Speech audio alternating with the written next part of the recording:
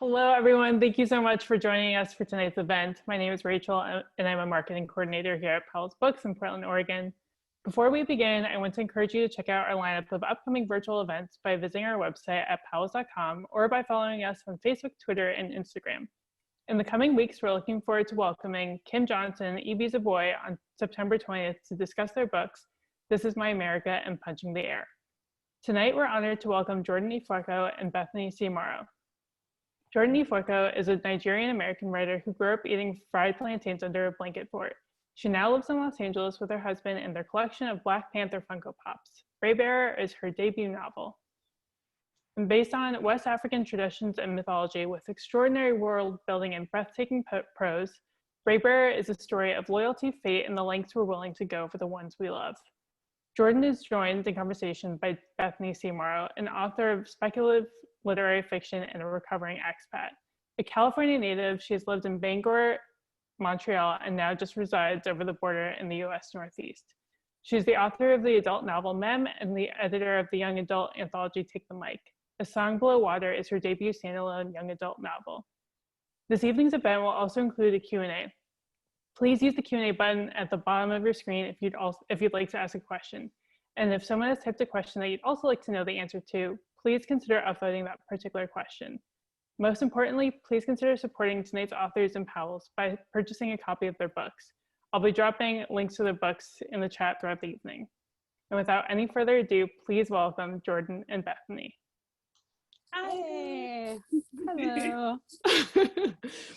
Okay, so I saw that we just got something in the Q&A, which is good. But I'm going to ask you some questions first. First of all, I am so excited to be here with you. I am so happy that I get to do this. I'm so happy that I get to wear my crown while we do it. So I want you to first, before you tell us about Raybearer, of course, I want to acknowledge that not only is this Jordan's debut novel, but she is an instant New York Times bestselling author. Raybearer is a New York Times bestseller, no big deal. So can you tell us a bit about the book? Yes, so Raybearer is what I like to call a global fantasy with very heavy West African elements. It is set in a global empire. It's like a Pangea empire. All of these different mini continents were magically hewn together by a warlord who named himself emperor.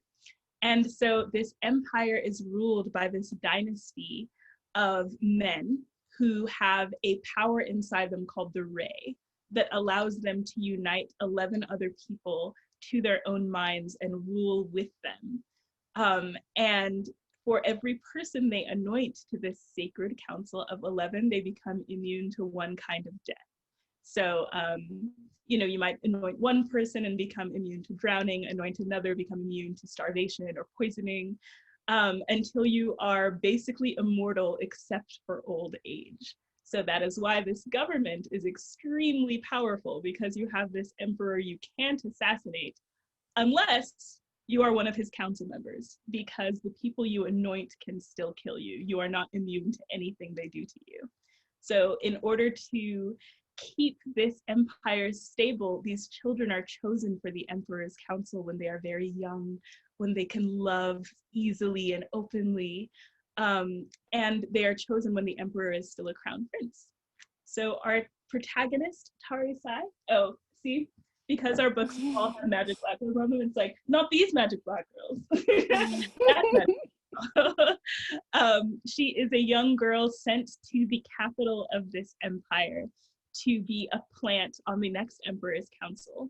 And once she is anointed and is allowed to be close to him, she is supposed to assassinate him, although she doesn't know why. Because she's sent by her mother, who is a nameless, powerful woman named the Lady. So that's the elevator pitch for Raybearer.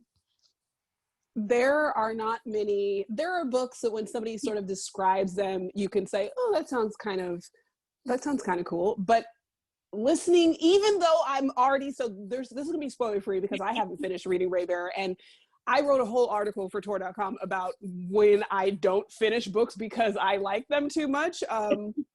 So I'm trying to savor it. There's also some pandemic fatigue going on as well, but it's so immediately, it's so good, it's so lyrical, it's so rich, it's so vivid.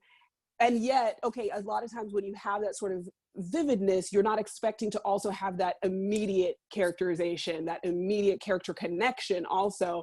But as you're describing this book, even though I've already started reading it, I'm like, it just keeps getting better and better. Like the concept just keeps getting better and better. Just when you think like, ooh, that sounds pretty cool, the next thing is like mind-blowing. So I want to ask, from a craft perspective, what comes to you first? So when I start something, I always say like it's concept. I follow the concept to the character, and that's before I even know if it's going to be adult or YA. So from just a craft perspective, how do you get to something this rich and something with this many characters? I mean, you've already got the Raybearers are going to be 11, so you already know that you're going to have a pretty significant cast to deal with. And then you've got the intrigue that's sort of the backstory.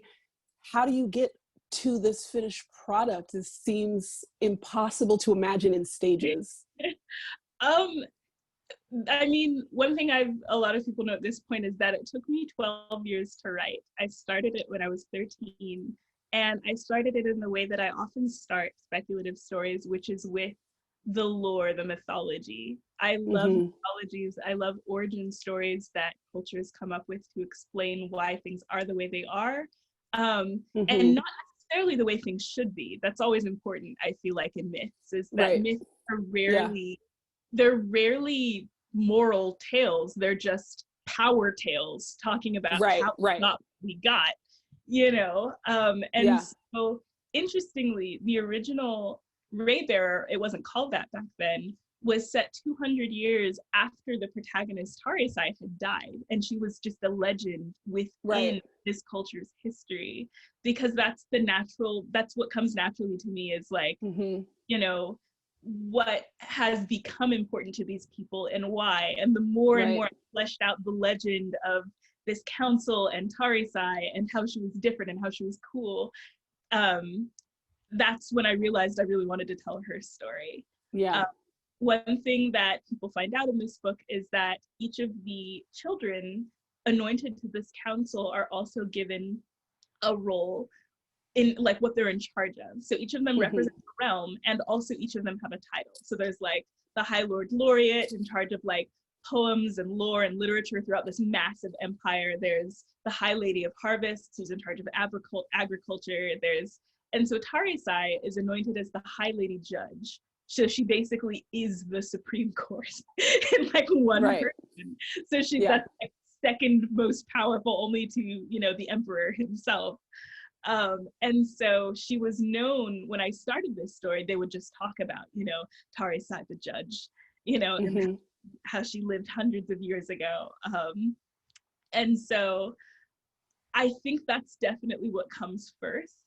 Although what makes me continue with this story is the person that we're following. I will abandon the most elaborate lore if the person we have to follow around is boring. And I think that's a weakness of a lot of fantasy, a lot of high fantasy in particular. At least it's what makes me stop reading. Like I have read so many books written by a person who I feel is certifiably a genius, with the kind of world they've laid out and all of the different aspects and the histories, because they basically, like, then the main character is just someone who kind of is a vessel to take in this world, rather than someone with incredibly rich character life. I'd say one of many wonderful exceptions to that is anything written by N.K. Jemisin. N.K. Jemisin is just, like, the characters that are the main characters will make you laugh and cry, while also she's created this story from literally the ground up. Like, if she starts with the world, she doesn't start with the culture, she starts with the tectonic plates and like how that shifted to make these people do that, and this people, like, she's just anyway. But that's where I start. I hope I answered that question.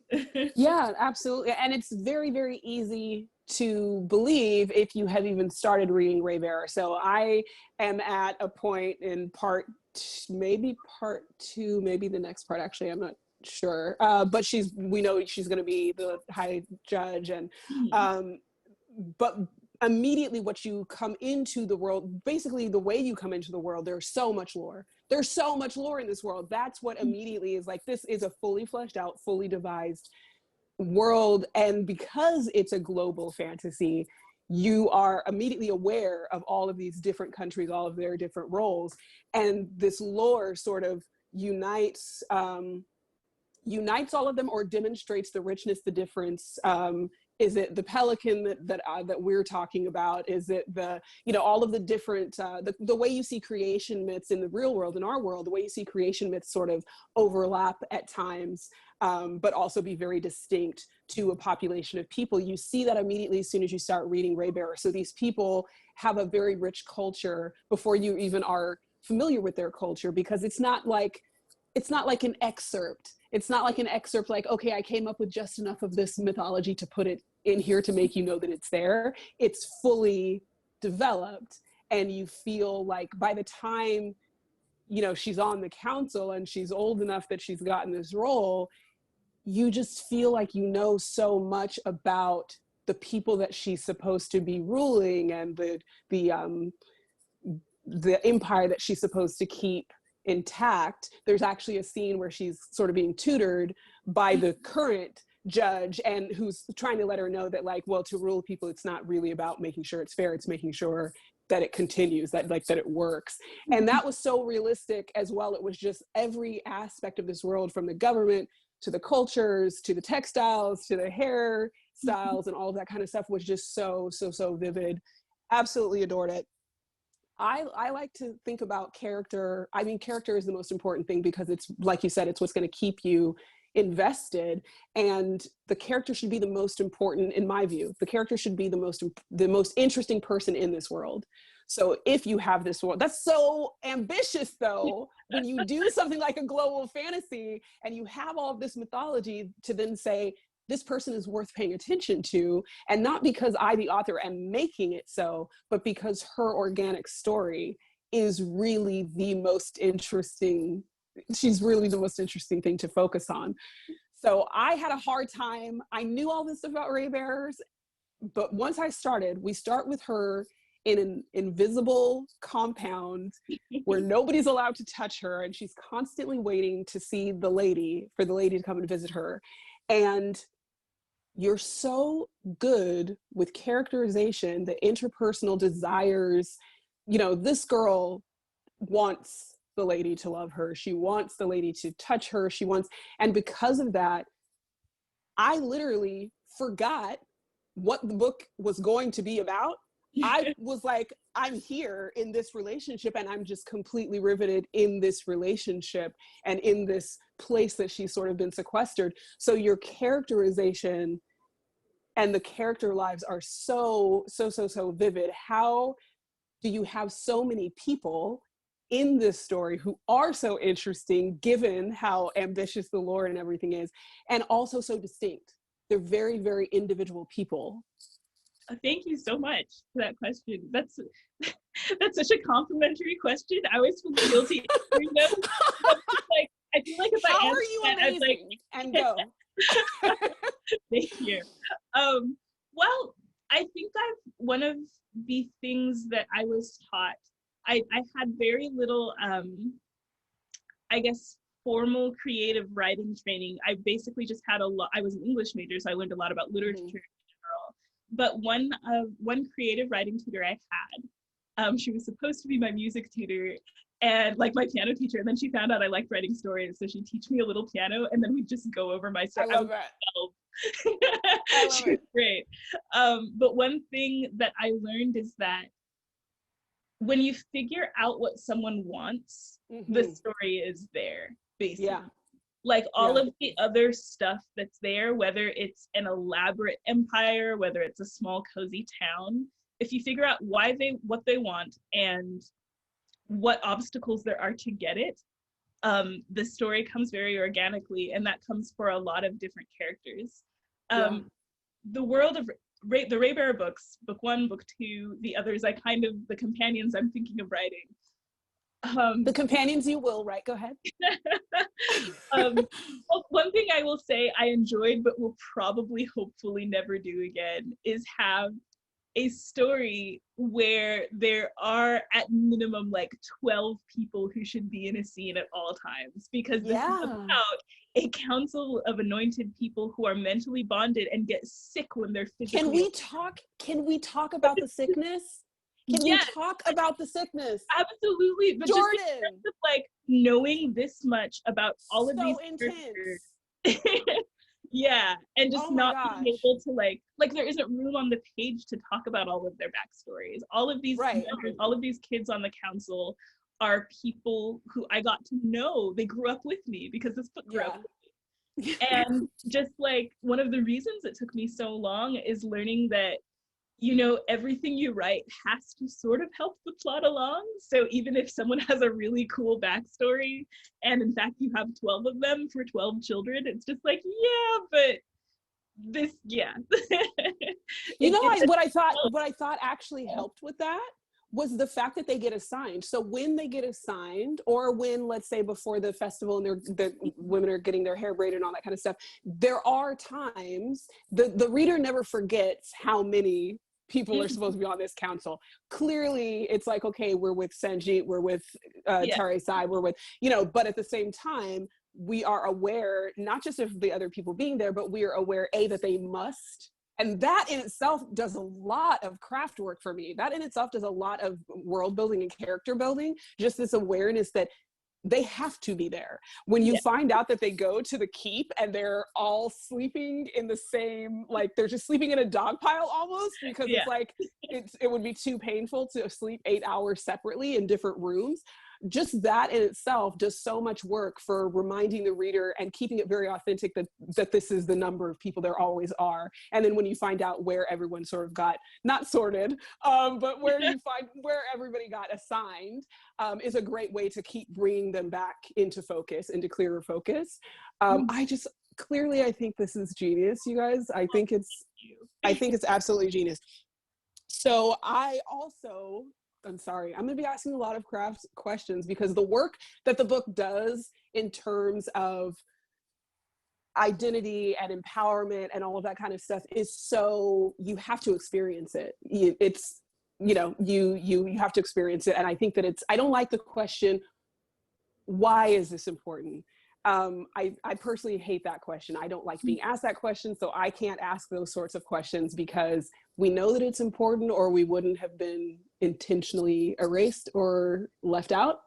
So clearly this is important to someone because they need 100% saturation. So it's not a question of why is this important, it's how do you accomplish all of that and also accomplish this brilliant storytelling, like this brilliant story construction. So I want to know, because music is so important for me in writing and finding the tone, and you have such rich places and regions, and does music at all, do you use music either to find the sort of the aura of these places or to keep voices distinct? If you use music, how do you use it? Absolutely. I can't use music while I'm writing because it actually stimulates me so much that I can't focus on what I'm supposed to be writing. I absolutely use music when I need to figure out a scene, like basically what I want to happen next. Because when I let myself listen, especially when I don't let myself do anything else, like just go on a walk and listen to music, the scenes come and the stakes come, because music is that powerful. Like it's like a cheat code into getting it's the built-in tension. There are so many musical moments throughout the book, even aside from the like West African cultural musical moments, which are also really important. West African culture, pretty much most Black cultures, derive a lot from musical and story expression, especially because West Africa has such a rich history of their own epic poems, of their own epic histories that were passed down exclusively orally for thousands of years.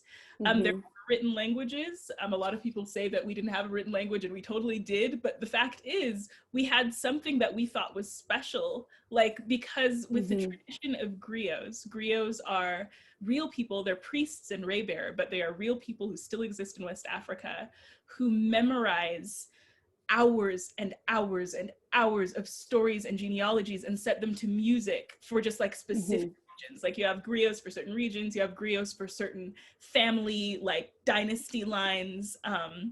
They held very powerful positions within royal courts in West Africa, not just because the royal family knew they were dependent on this person to pass their story down and that person's interpretation, making sure it was good, flattering. Right. Also because in some of these regions, you basically couldn't contradict a ruler.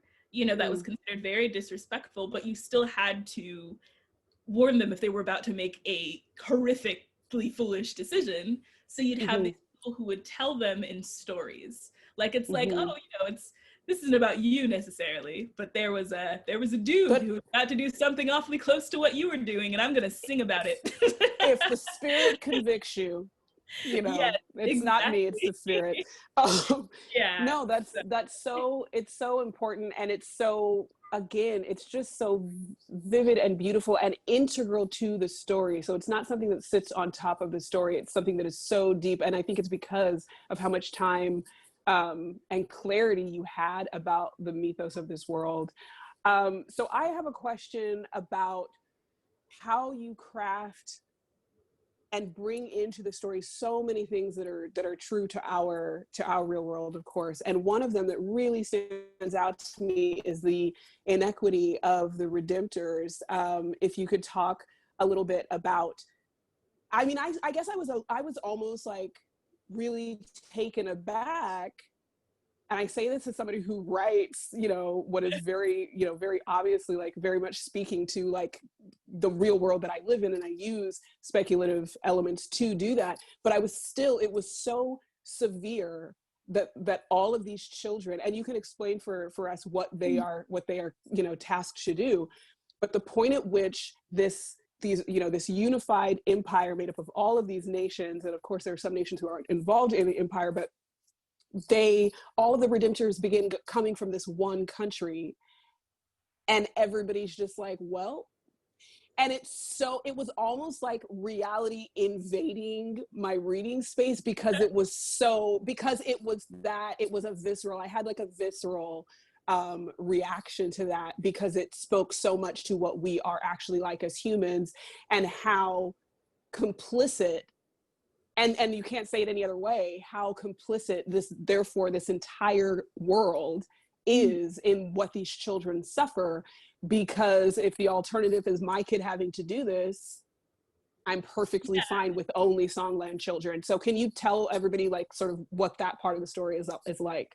Absolutely. So the reason why this Pangea continent empire was created in the first place is because the world above, the world of humanity, is constantly in tension with the underworld, which is full of these demons who you don't really figure out why they're doing what they're doing actually until book 2, but they have this vendetta against the world of the living. They're constantly trying to pull people under, constantly at war.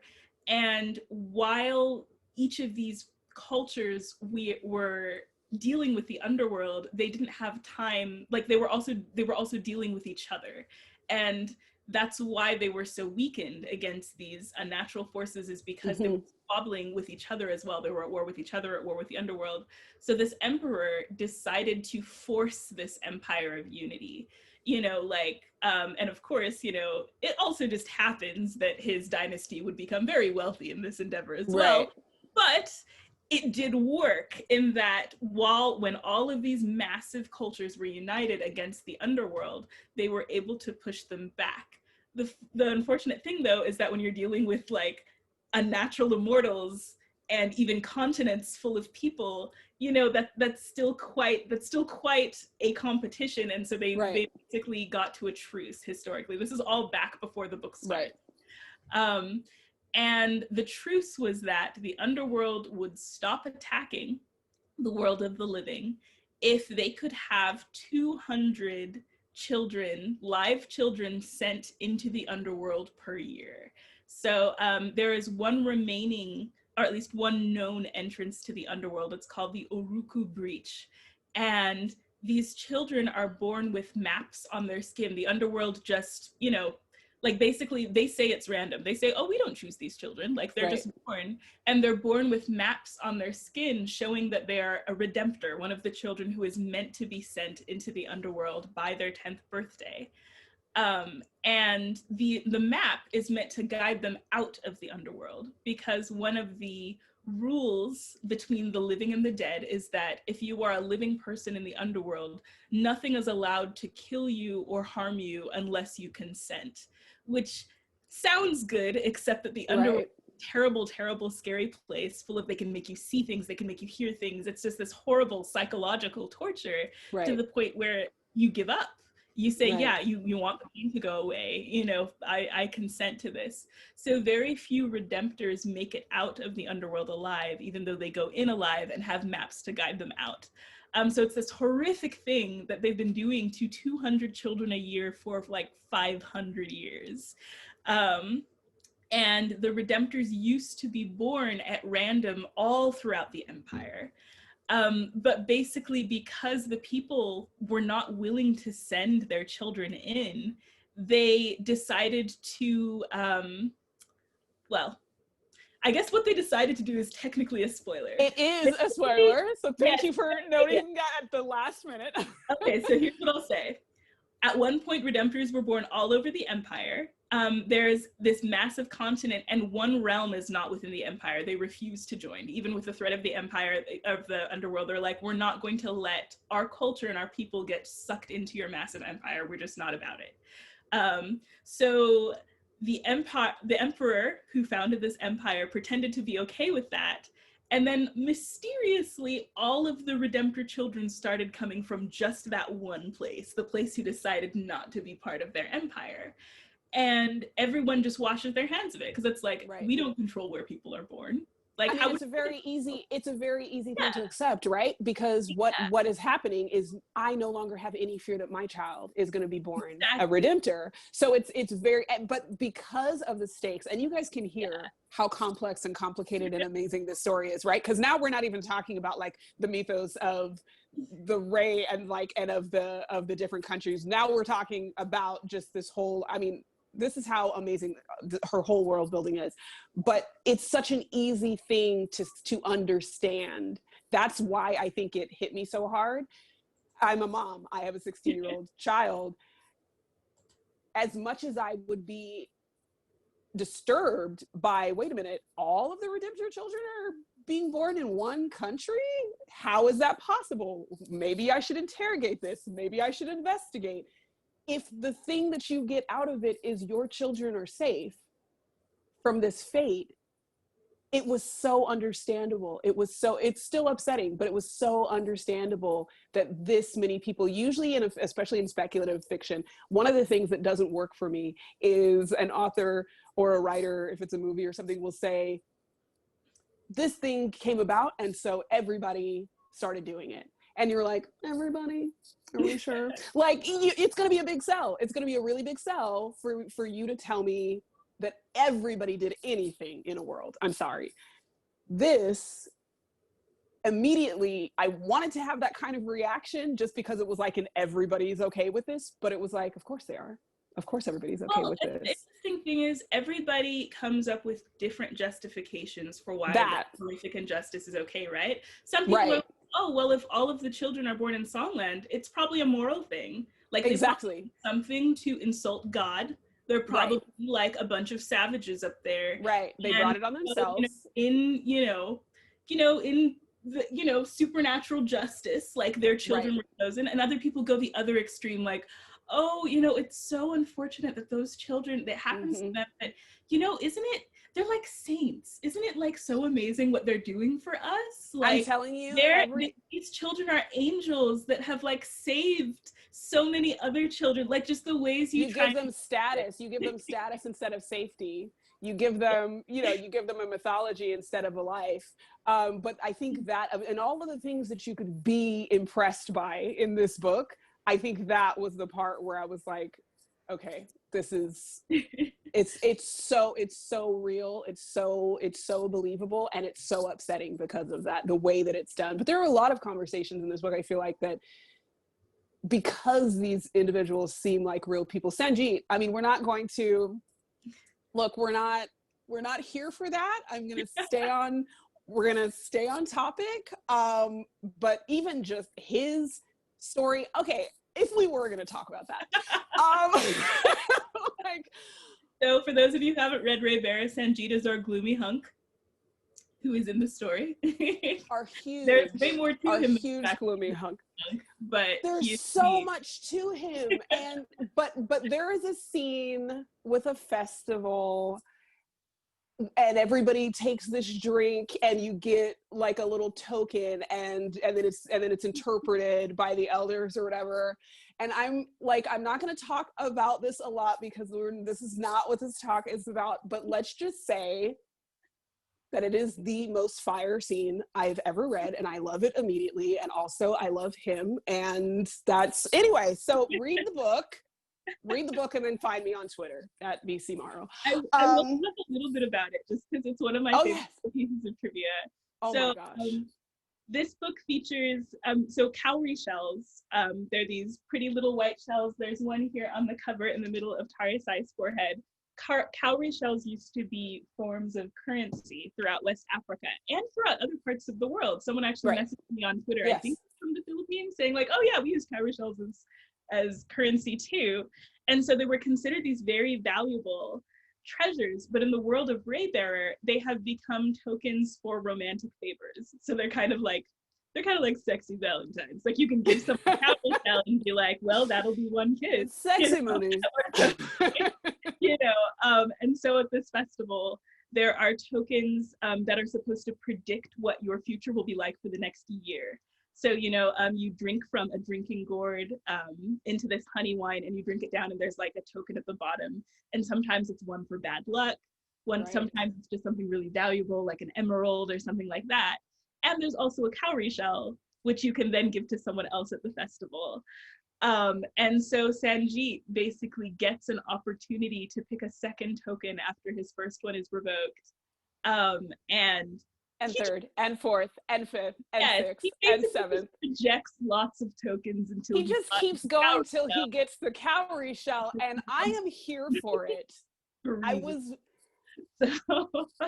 It's good. It's a good scene. All I'm saying is it's an extremely good scene. There is something that comes before that makes it the reward that it is, that I don't want to go into because we would have to talk about Sanjeet's whole background in order for you to really understand. It's so good, but I was here for it. This boy is like downing all of this, and then just throwing all of these different tokens into the sand, nope, until he finds the cowrie shell, and you know exactly why he wants it.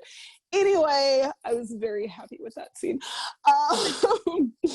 So, okay, there was something that I wanted to ask about, because you said that Raybearer is the sum of all your cultural and personal influences. Do you want to sort of expand on that? Absolutely. So the reason why this book, and I feel me as a person, I'm so hard to categorize, is because when you come from immigrants, you already have your feet in multiple worlds. And then when you add that with the globalization of the internet that kind of boomed right as I was growing up, you get these influences from everywhere. So my parents, Nigerian immigrants, I get all that wonderful West African folklore and tradition and cultural stuff. But they themselves were educated in a British colony because Nigeria didn't get independence from Britain until the 1960s.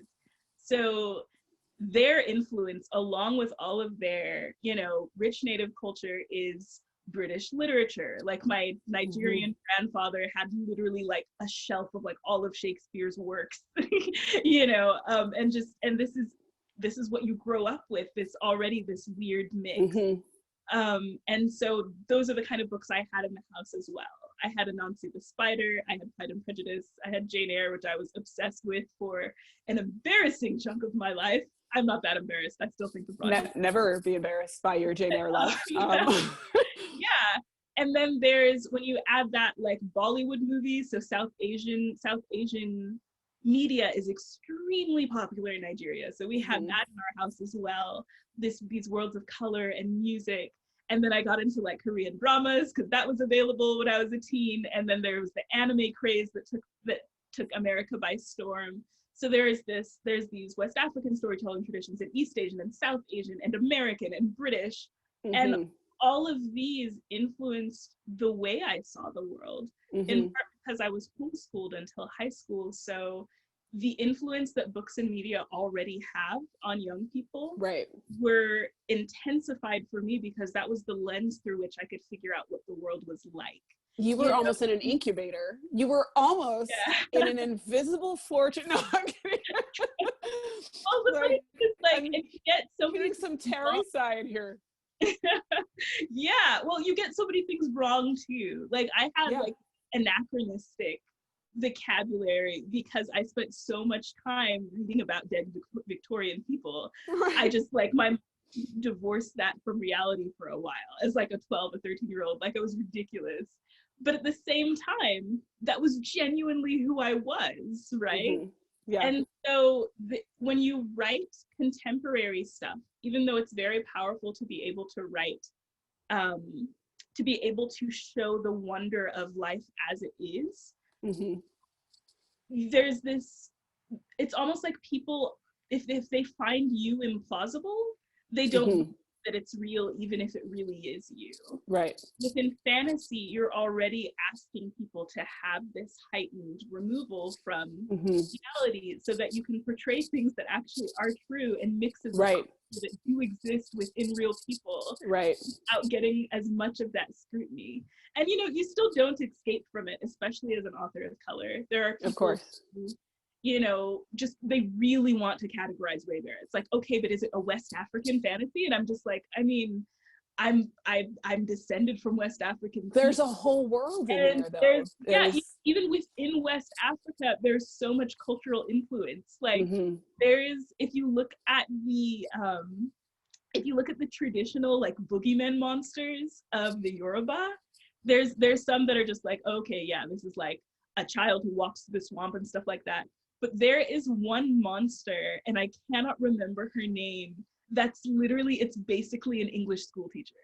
Like her name, like they say she will come and get you and take you. And this is a monster that's like, you know, maybe like 100 years old. Like, it's just like, it's been in the culture for a while, but it's just like, it's this school teacher who, you know, because, you know, with colonialization and stuff like that, there are these things that just make their way into the culture. And so it's already this complicated, beautiful blend. There's a phenomenon called the Tiffany problem, which you might I only learned about it like 5 years ago, which is basically, even if something is true, if it doesn't come off as plausible to your readers, they won't believe it. So the Tiffany problem is that Tiffany is in fact a very old name. It's like from the 1200s. So there were literally Lady Tiffanys. But if you wrote a historical novel and there was a Lady Tiffany, people would be like, that's ridiculous. Her name needs to be like Ethelbred or something like that. That's not an evil name.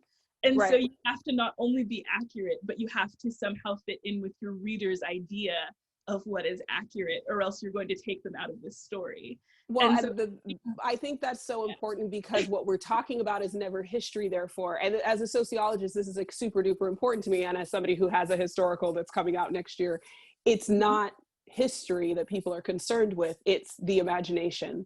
It's what we decided this is like. We all think that historicals look a certain way because we keep making movies about historicals. Nobody ever gets upset when people have full sets of teeth. Nobody ever gets upset when people have all of their fingers. Nobody gets upset when they eat in a medieval movie. They're like, oh, that's not realistic. I'm like, the funny thing being, of course, that the Moors have been in Europe for eons and eons, right? So the problem, the Tiffany dilemma is so important because it demonstrates to you, you are not concerned with historical accuracy because you don't know it.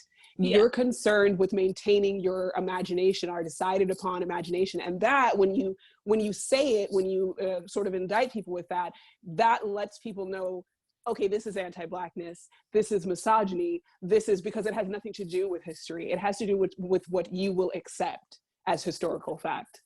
You know, and it's just, it reminds me of all of the controversy when Disney came out with the remake for The Little Mermaid that hasn't been released yet, and they found out she's Black. Like the way people bent over backwards to say why this is wrong, like a mermaid, like creatures that don't exist. It's just like creatures that don't exist and yet have existed in folklore in the culture for how long? Exactly, like so many different cultures have mermaid myths, and they're like, okay, but this is Hans Christian Andersen, so isn't this like disrespectful to the Netherlandic roots of the story? And I'm just like, the original version didn't care about the Netherlandic roots of the story. She was just white. That's the problem you really have, is that exactly. And you have a problem with that. Exactly. Like, because when you talk about origin and you say, okay, but whiteness isn't a heritage. Whiteness is a power conglomerate. So if you just showed the girl as white and you didn't say she was Nordic, you didn't say she was Nordic. Like a Hebrew name. There's so much. Eric is like based on Italian architecture. It doesn't look Netherlandic at all. Like, it's just, none of this matters. It doesn't matter. All that matters is that they were white. So so it's the limits of imagination that we all have. Right.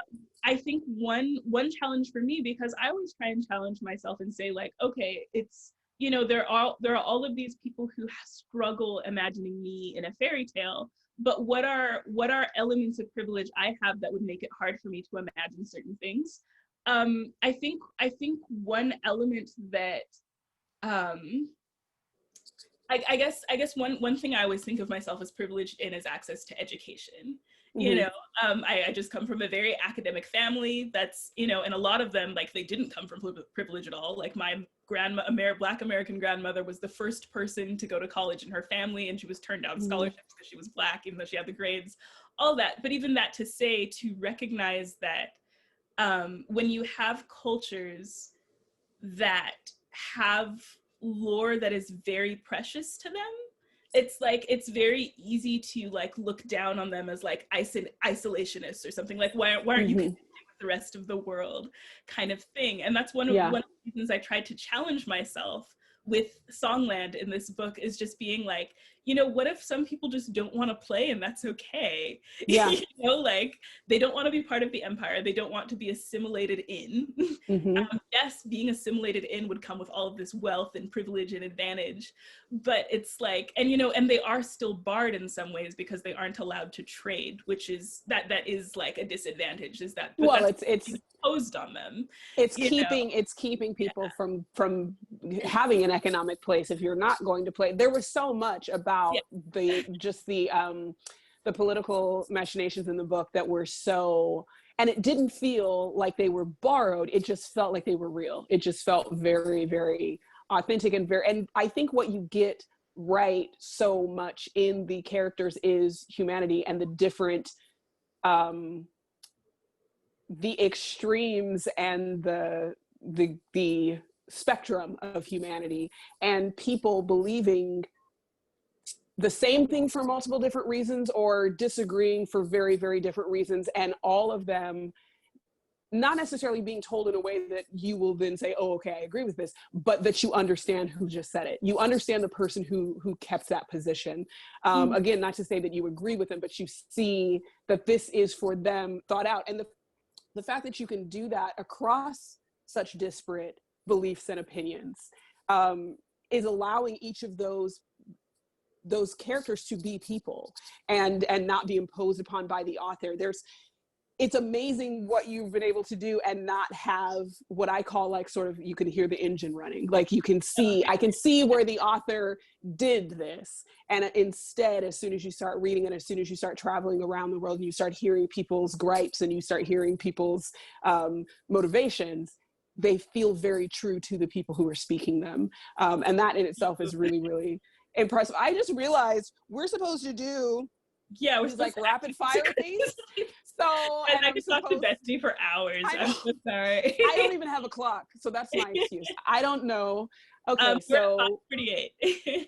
My time. Are we okay? So we should be doing this right now. Okay, so huge shout out To Bethany, Song Below Water is one of my favorite books. Thank you so much. Oh, you lived in Capitolo.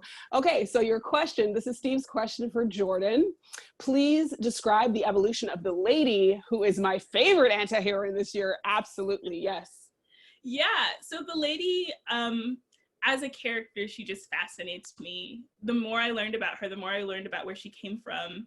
And the lady is basically what happens when, so Bethany, I may not have gotten to the lady's backstory yet, so I won't spoil it for her or for anyone else. Don't spoil it for me. I'm sorry, you guys. This is about me. I'm kidding. The lady is what happens when an oppressed person tries to gain power using the same tools that oppressed them in the first place. Yes. So when you try and I love you know, like, it's like, you know, there's an example of a certain kind of person, for example, called this is not the lady at all, but just like that's kind of what a hotep is, if you've heard about, like it's just like, yeah, so a certain kind of activist who is like a Black activist who's just like, yeah, like, you know, white supremacy is bad, but also like we need to have supremacy over our women. It's like, like, yeah, it's like, no, that makes sense. Exactly. So it's just like, you don't think supremacy is bad. You just don't like that you're at the receiving end of one kind of supremacy and you're willing to, you know, inflict it on someone else.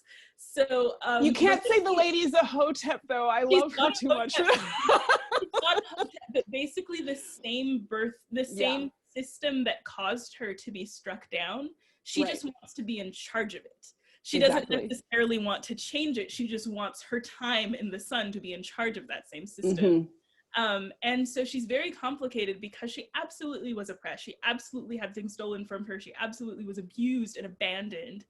But I think when that happens, something either redemptive can come out of it or something very, it's a sense of self-preservation that at first is necessary to survive. I'm not knocking people in best situations who just kind of hunker down and like, I need to take care of me. But when that becomes your main moral compass because of what you've been through. And so she's a very tragic character because she, like her daughter, she wants so much to be loved. She wants so much to have a family, to have a sense of purpose, but she is afraid to let anyone get close because of how she was hurt. And she doesn't even realize she's doing it half the time is the amazing thing. Like there's this scene much later in the book where it's a flashback and she's talking to one of her council members and trying to convince them to join the council. And she's telling herself like, oh, I'm different. I'm not manipulating this person the way I was manipulated.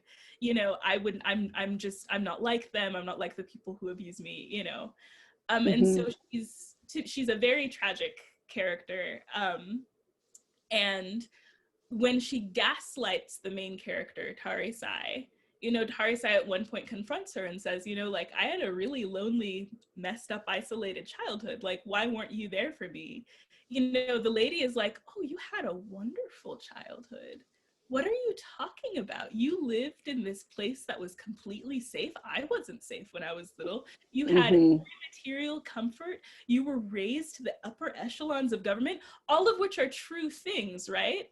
But it doesn't negate all of the abuse neglect that happened. And yet, because in her head, she's so convinced that she did nothing wrong. Tarisai almost like doubt her own memories, like, maybe I am just an ungrateful little like everything. Yeah, those things she did do those things for. Like it's just like because the lady is just her sense of self-preservation has become this thick case around her. So she's just like she believes so much in the lies she has spun that other people believe them as well. Yeah, but she is also very charismatic. So I can completely when she speaks, and it never sounds like she out and out lies. So again, it's like there's something you're hearing it and you're like, well, that part is true. So it's difficult to feel that somebody is intentionally harming you when they don't seem to believe that they are intentionally harming you, and there are things that they give and do. And so I absolutely loved her character. I would have read the book if they had just stayed in that home because the tension of waiting for her and wanting her to come, and then her coming, but bringing these two people, and then the connection that she clearly had with these two people that really upset Tarisai. I was like, this could be, for me, this could be the whole book. I could just read about the lady and Tarisai. I want to try to get one more question because there are like 10. I'm so sorry, guys. We are so sorry. Amy Harris asked, if you were on the council, what role do you think you would have? I don't know what role I would be given. That is amazing. I wouldn't be allowed to pick it. I think that a role I know what role I would have. A role I would enjoy is High Lady Laureate, because then I would get to curate all of the songs and stories throughout the kingdom, and that would be so fun. I would love that one. I would genuinely be hoping for that one, and just based on the amount of mock trials that I was forced to be an attorney against my will, and those were the ones that you had to like petition for and ask permission and everything, and I was always like, oh, I want to be on the news team, and they're like, cool, you're the prosecutor. So I feel like I would be the judge, and whether I wanted it or not. Whether you wanted it, yep. Yeah. Okay, we're gonna try one more. Do we have time for one more? Yes, maybe two if I would talk quick. Okay, would the two of you ever consider writing a mashup book of your two worlds together? Jen, that is, first of all, I want to thank you so much for believing that that is possible, for believing that my book is anywhere complex enough for us to do a mashup with the world in Raybearer, which has the kind of complexity in this contemporary fantasy is out of this world. You guys need to get Song Below Water, especially since a bunch of y'all are Portland people. It's a Portland fantasy. It is a Portland fantasy. I know, but the complexity. Here's the other thing: is I intentionally, there's a difference. I would say a big difference in our worlds. Now, in terms of language and prose and lyricism, I 100% would love to see our work mashed up, because I that is something that is extremely important to me, and it's why I got sucked into your book immediately. But there is an intentionality of, in my book, of refusing to spoon feed the world and how it works, because I use speculative. I wish we had a whole hour to just talk about the way that marginalized creators use speculative fiction. You touched on it a little bit, and I was like, I can't even respond to that, or we're gonna go off the rails here, because that is so important. And how we're forced to use it for authenticity, and then also to alleviate the real world burdens that we actually experience. And in talking about them, I want to elevate a truth, but I also want to alleviate a pressure when I use it. So I personally am sort of intentionally indicting the audience. You know this is real. You know what this means. I'm not going to break it down for you, because part of me writing this, a huge part of me writing this, is just tell the truth. You'll understand the story if you just tell the truth. And I feel like your work, on the other hand, in Raybearer, you just serve this sumptuous feast of lore and mythology and world and politics, and it's so integral to the way the story is told, which also is very, very authentic. Yeah, that in itself was like a difference between contemporary and like high world fantasy, right? I think one of the beautiful things about Song Below Water is that it takes so little to invoke these and these things that we all have experienced or have seen experienced, even if we'd rather pretend they didn't exist. Right. Even though those things are in Raybearer, because it's another world. Like Raybearer is not set on our Earth; it is set on Earth. But yeah, it's there are in some ways you can get away with more, because it's like when you ask people to suspend their reality, there are views and perspectives that they absolutely would just be closed off to if they saw it coming in like a place that they recognized. And I'm just like, hey, magic story, love, friendship, imperialism is bad. Like, just like, you know, just sneak that in there really quick. So yeah, there's that. I think if, I don't know, what I feel is that if we both wrote characters within a similar setting, that they would interact in a way that was wonderful and compelling. I don't know if they'd be friends. I think Tarisai 100%. I would love to see her interact with Effie, specifically with Effie, to be honest, but with Effie and Tavia. I think from a character perspective. Be like, yo, sure if you're human either? That's great. We should start a club. We might have to, if you guys want to send some fan fiction and have and explain to us which breach they use to get to Portland so that we can see these characters. Okay, I'm gonna do one more. Okay, so Lisa asks, was this book personally therapeutic or healing for you as a person? Perhaps not in the writing, you worked on it for a lifetime, but the reception. To be honest, let's see, healing. So the reception has been wonderful. It's been great.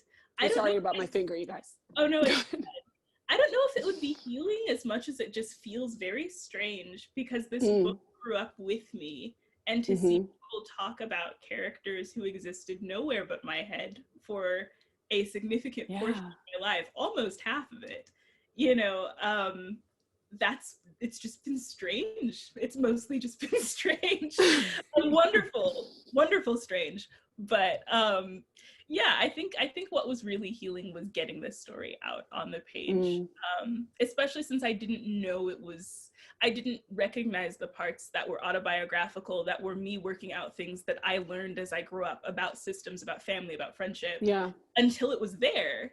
And then, because I rarely set out to write like, oh, I'm gonna school people on this issue. It's just, I write a family and a family's there, or I write a friendship and a friendship's there. So yes, real quick, I know we're at time. I see that there's a question about Bollywood and Korean dramas, what Bollywood movie is my favorite, which Korean drama is my favorite.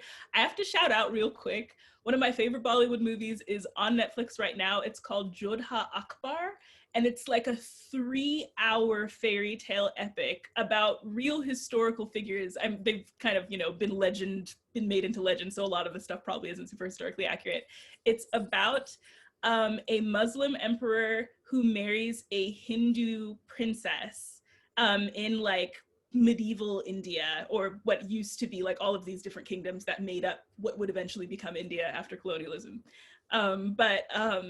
And the revolutionary thing about this couple is that she wasn't forced to convert after marriage. So it's this, I am personally a sucker for romances between people who are already married. I don't know what it is, but if you want to make me read a book, say they were married for political or social reasons, and then and then there's one moment, they don't like each other, and then there's one moment where like the husband's like, hey, don't talk to my wife that way, and I'm just like, he said don't talk to his wife that way. Like I love already married people falling in love. Yes, I love it so much. And it's a beautiful whirlwind of color and music. I listen to the music still all the time. Jodha Akbar, it's on Netflix. K-drama. Korean dramas. There are so many Korean dramas that I love with an asterisk, just because I wonder if it's the era of Korean dramas I was watching. I've heard contemporary ones being released now have improved a lot in this aspect. There are some gender aspects and interpersonal couple violence that's not great and is portrayed as just kind of whimsical and like, oh, it's fine that he grabbed her wrist and put her into the limo. He's just that way. And I'm just like, that's so not okay. But one Korean drama that's very famous and is a lot of fun and so angsty, and that I still have a soft spot for, is Boys Over Flowers. I know that's a really of course you were gonna say that, Jordan. I really like it. There's another one called, I also really love the period drama set in the Joseon period of Korea. Anyone who's read Raybearer obviously probably saw that Songland is based on medieval Korea. Just the costumes are really cool, but there's one called Faith that is about a modern day female Korean cosmetic surgeon who gets sent back in time to Joseon period Korea, and she basically has this romance with the captain of the guard. Like, she's thought of as like a god doctor because she knows how to do surgery, basically, even though she was a cosmetic surgeon. And so it's really beautiful. The costumes are beautiful, but also there's that weird little whimsical part to it that I just really enjoyed. So Okay, I have to answer that one mostly because my favorites are not the ones that anybody is usually talking about on Twitter, because I don't really like the ones that kind of are comedic or have a comedic element, which any of the rom-coms usually do, with the exception of My Love from Another Star, obviously. And I'm very upset. I'm so upset at you. I'm so upset that you didn't say that. That's ridiculous. I'm sorry. Unacceptable. I think I probably tried to block it out from my memory because the ending was so traumatic. Electric chair. It was so good. No, but my favorites would have to be, I'm here for the devastating. So there's one that's on Netflix right now that is called, now it's called, a lot of these have had multiple different English names. So what is it? Secret Love Affair, Okay. which I'm constantly listening to the music. I do not condone this May-December relationship. I'm just saying that it is amazingly done, and that the music, it's about a pianist. Like, come on, it's absolutely gorgeous. And then this winter, The Wind Blows, which is also on Netflix. And it's about a blind heiress and a guy who's basically pretending to be her brother because he then also would be an heir. It has a super disappointing last episode. Just watch all the way up to the last episode, basically. And then there's one more. Oh gosh, there's one more. Oh, The Woman Who Wanted to Marry 3 Times. Ooh. Right. A lot of these, as you can hear, are like transliterated English titles, so they can have multiple different titles. But if you're into really, really emotional and not very funny K-dramas, those are the ones I suggest. Okay. I think we are probably out of time. So yeah. I think, yeah. This is amazing because I was just like laughing the whole time behind the camera. I was like, this could just keep going all night. I'd be totally fine with that. Yeah, I mean, if you're in the audience, you have a whole watch list prepared, reading list prepared. So I think we have to end this so they can, get to it. Go and do it. But thank you so much for joining us for tonight's event. It was a pleasure to host Jordan, Bethany, and welcome all of you. Please consider purchasing a copy of Raybearer by visiting us at powells.com. We look forward to seeing you at another one of our events again soon. Take care until then. Bye, guys. It's been a pleasure.